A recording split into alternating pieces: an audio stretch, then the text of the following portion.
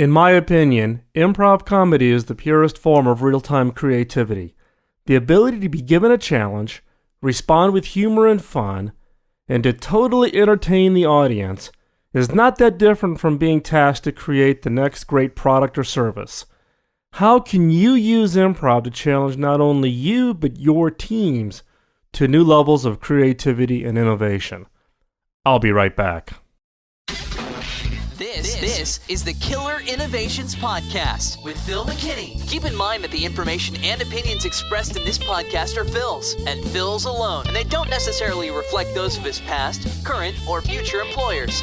Now, here's Phil McKinney. Sometimes we just need to get out of the way.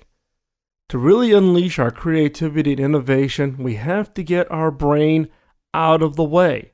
Now, I've talked in a previous podcast about how to get over the brain being an auto drive. Well, in this case, and many times, our brain just takes over. It dictates everything we do day in and day out. And many times, we overthink, particularly when we get into innovation and creativity. If we're not comfortable with it, we tend to overthink it. We get in there and we try to force it. We try to think through logically what the right answer is. What are they asking for me in this brainstorming session? What is it that is going to really prove that I can be a leader in developing new products or services or concepts for my business? Now, there are times when we overthink it, and there are times when we just need to let the brain disengage, particularly that logic side, and let that subconscious take over. Now, one example of where I know your brain has just kind of clicked out and the subconscious takes over is when you're driving. Now, how many times have you been driving along and you've gone some distance when all of a sudden you realize that you're at some place, but you don't remember how you got there? You don't remember all the twists and turns and accelerating and changing lanes and getting off at the exits. But all of a sudden, you become aware that you've covered some distance, but you don't know how you got there. That's a perfect example of where we've been able to literally switch the brain off. It's gone into autopilot mode. It knows the directions to work. It knows where to make the turns. It knows the rules of the road, and it allows you to go do that, and your brain has just basically taken over. Now, what you really want to do is you want to be able to lock that process in to get that brain portion of the brain to go into autopilot mode and let your subconscious creativity side of your brain to click in and take over. Now, there are times when you have basic tasks that if you overthink it, you just tend to lock up. Now, two examples of where you can overthink it and you can get yourself into a little bit of a jam is one is concentrate on your breathing. Now, don't do this now, particularly if you're driving your car, but if you sit down and you really focus on the breathing that you're doing, in and out, by overthinking it, in many cases, you can actually hyperventilate because you're overthinking the process. It's a natural process of your body of breathing in and out, but in this case, you overthought it, and therefore, literally, the brain takes over, freezes up, the natural process can't take over, and you can actually get yourself into being in a hyperventilated situation. In other cases, just listen to your heartbeat. If you overthink it, you become so focused on listening or feeling that heartbeat that you basically, anything could be going on around you, and you would be totally oblivious to it. You've become so focused. Your brain has gotten so locked up on that one area. So how do you unlock the brain? How do you get beyond this situation where you're overthinking it? The best example I can think of, or the best test, I shouldn't say test really, what I'm really meaning is what's the best tools you could use, is really to go out there and watch improv comedy. Now, if you've never seen improv comedy, go out and watch it. You can get it on TV, you can go rent DVDs, you can download it from the internet, whether that's Second City, not Saturday Night Live, not stand-up comedy, where someone has worked out a comedy routine and they just perform it. I'm talking about truly improv comedy, where you have a troupe of comedians. They're given tasks or challenges each night of their show. They have no idea what the challenge is going to be. Someone picks it out of a hat. It comes from a suggestion from the audience, whatever it is, but they get that challenge and they have to be able to, at that moment, unleash their creativity to not only be able to respond to the challenge, but in effect create a hugely entertaining routine and entertain the audience such that the audience feels that they're getting value from being there and watching the whole process unfold. Now, I'm a big lover of improv comedy. In my case, my wife is not. So I have to fulfill my love of improv through going out with other friends or watching it on TV. Now, again, this is not stand-up comedy. This is not the things that you would see, for instance, on HBO or things that you would see on Saturday Night Live. But this is truly improv comedy. And there lies the challenge. Your ability to basically be given a challenge and to unleash that creativity. And for those comedians to be successful, they have to get their brain out of the way. They have to be able to get beyond overthinking the task and basically just let the creativity flow. Now, in my case, my favorite TV show is Whose Line Is It Anyways? It originally was a British version. It's now here in the U.S., but it's a perfect example of having instant creativity at your fingertips. Now, the fundamental idea behind improv is that it's an instant challenge. It's unknown to the comedian or comedians who are responding. There's a time constraint. They have to be funny. They have to be able to respond to the challenge now, not in a week. Don't give them 24 hours. They literally have minutes in order to respond to the challenge. Their answer or their response or their routine must fit within a specific topic area chosen at, many cases chosen at random. So they have to create an entire comedy routine around a doctor and a nurse, but they only know that literally, 60 seconds ago. And many times elements are taken from the audience. They're asked from the audience things like, name a job that involves working with your hands. And the audience will yell out things, they'll pick one, and that becomes part of the comedy routine. The result of that routine really is that it's 100% unique. No two improv comedy shows are alike. Even if it's the same troupe, even if it's the same challenges, by the fact that the audience participation, it is unique. The routine really is the purest form of instant creativity. And when you're in the zone, or when you're watching in the audience when comedians are in the zone, you know it. It is absolutely pure brilliance. Now, in many cases, when I've been in brainstorming sessions or I've been running ideation sessions and you just get the right mix of people and you get the right tone from the standpoint of getting people comfortable with unleashing themselves, you also will experience the same zone, the same exhilaration, watching people with that instant creativity, that instant flow of ideas. And the key there is to get people comfortable outside of their normal operating mode and to put that brain in park and just let the subconscious take over and for them to be creative.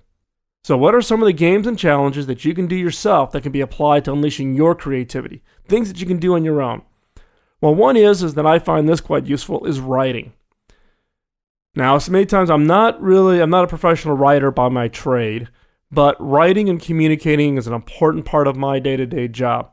And in many cases, just the fear of looking at the blank piece of paper, or in my case, a blank screen, whether I'm writing a script for the podcast or whether I'm writing a blog entry, it is, how do you get started? So what I do is I usually run like a 5 or 10 minute exercise, and I just sit down and I go through a couple of different options just basically to get words on paper. So one of them is pick an emotion.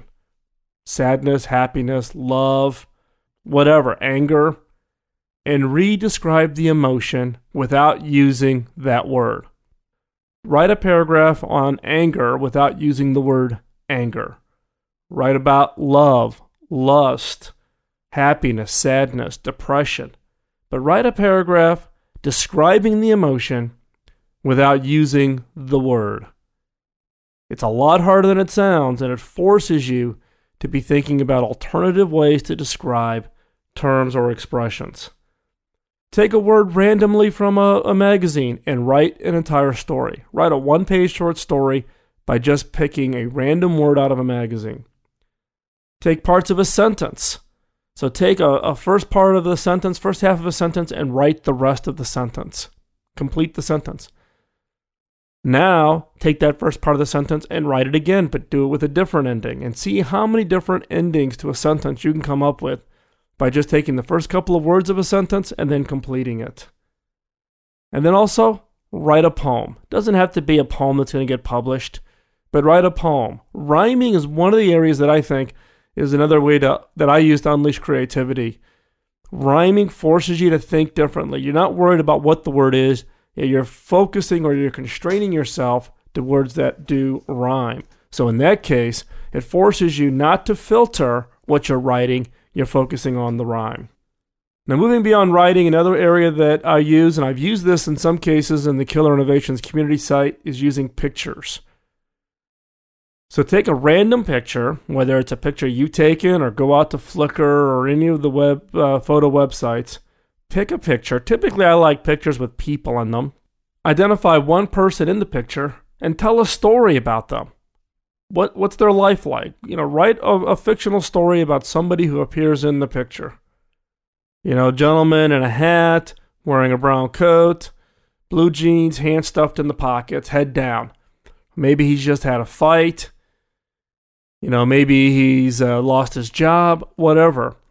But look closely at someone in a picture and just sit down and write a short story about what it is that they're feeling, what it is their life is like, what their job is, what they're experiencing, what their challenges are, what their dreams are.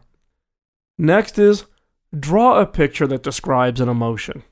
Now, the first reaction for most of you is I'm not an artist, I'm not a drawer, I can't draw. Well, guess what? Many of you, when you first started listening to this podcast, thought that you were not creative. You weren't innovative. Now, hopefully, through the 75 plus podcasts now that I've proven out to you that anybody and everybody is creative and is innovative. The same applies to anybody and everybody can be an artist, whether that's even just a stick figure. But sit down with a blank piece of paper and draw a picture describing an emotion. So whether that's love, anger, sadness, depression, hurt, tickle, whatever, pick a word and now describe it through picture form. Next is a little bit more tied to what I would traditionally review as kind of an improv routine. So look at your desk, pick up an item, any item, and improv other uses for it. So whether, think of the coffee cup sitting on your desk. What are other uses for it?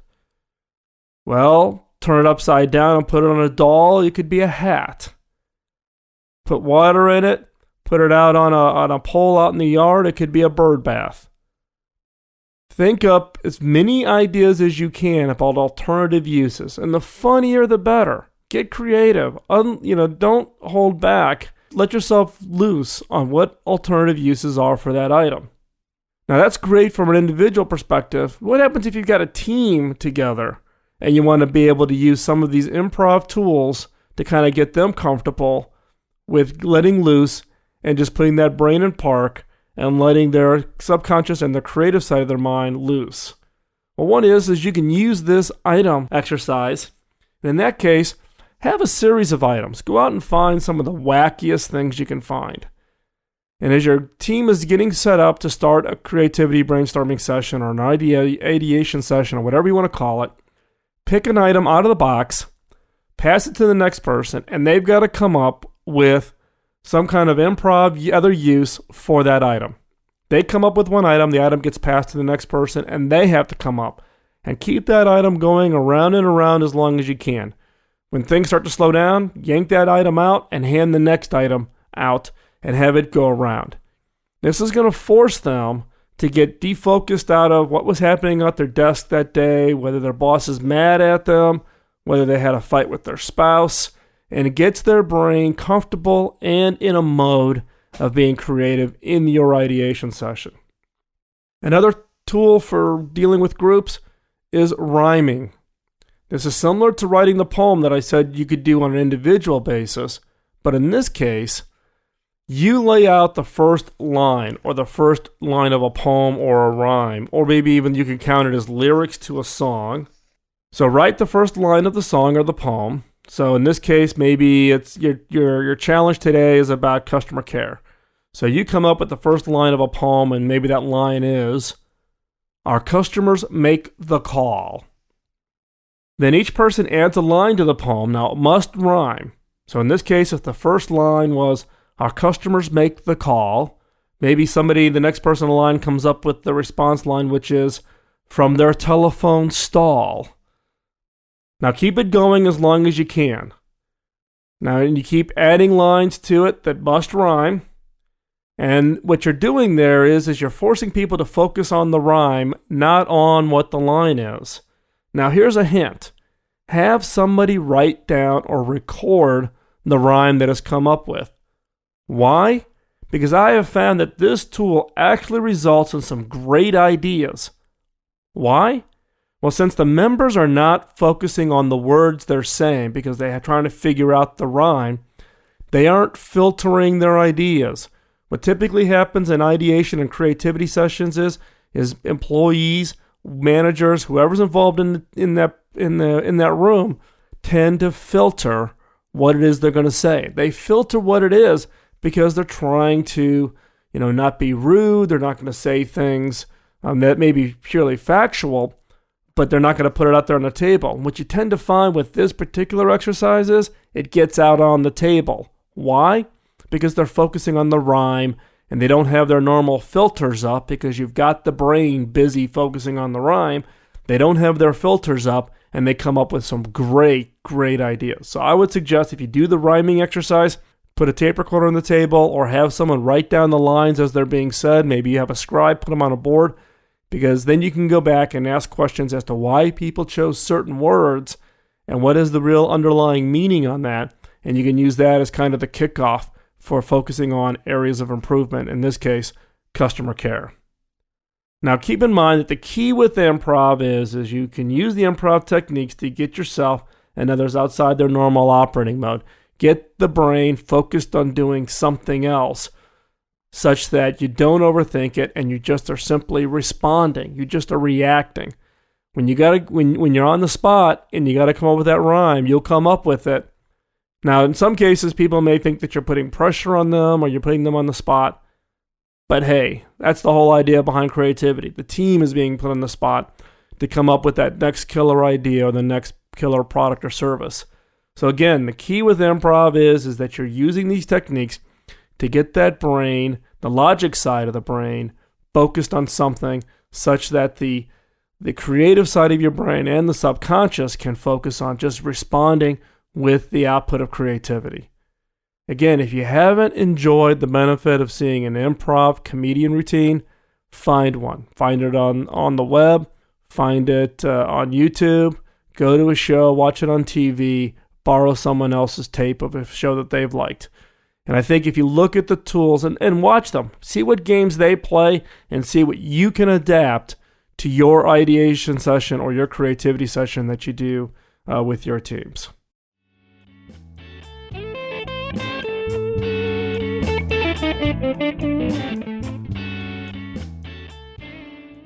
This week's killer question is about asking questions.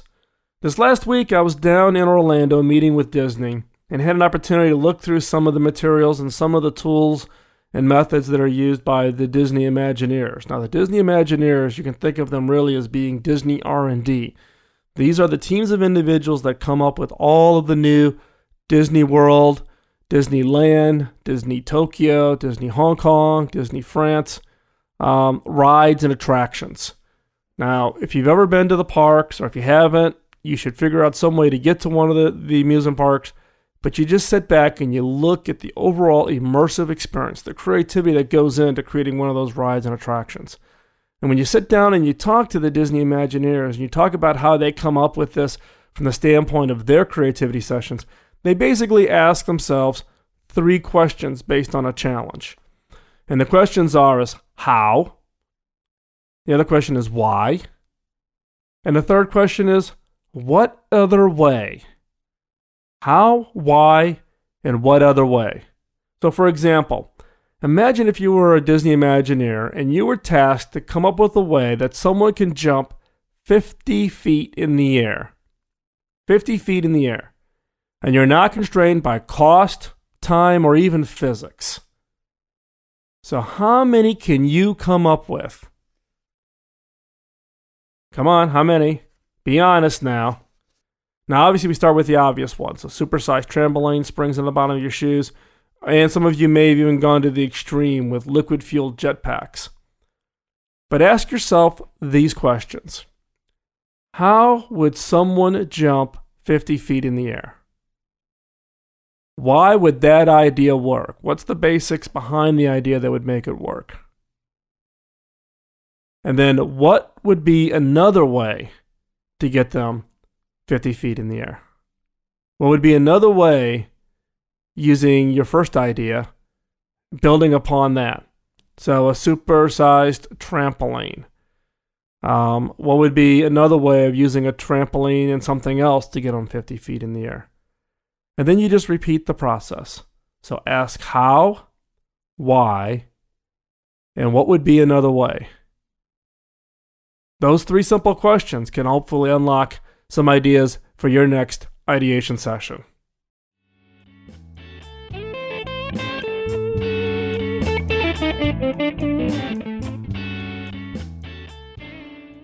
This week's closing thought really ties into this whole theme of improv, creativity, and really letting yourself go. Putting the brain, that's your logic side, that kind of puts the constraints on you and how you should act. Really, I think what I would call is it puts the adult in the adult. And in some cases, we have to get the adult out of us so we can be more childlike. In this case, this week's closing thought is from Cynthia Heimel. Now, her view is very unique. She's a writer, and she's basically is a humorist, writes books that are comedy-driven, very different, unique topics. But her quote, I think, is really one that just hits it right on the head. When in doubt, make a fool of yourself. There is a microscopically thin line between being brilliantly creative and acting like the most gigantic idiot on earth. So what the heck? Leap.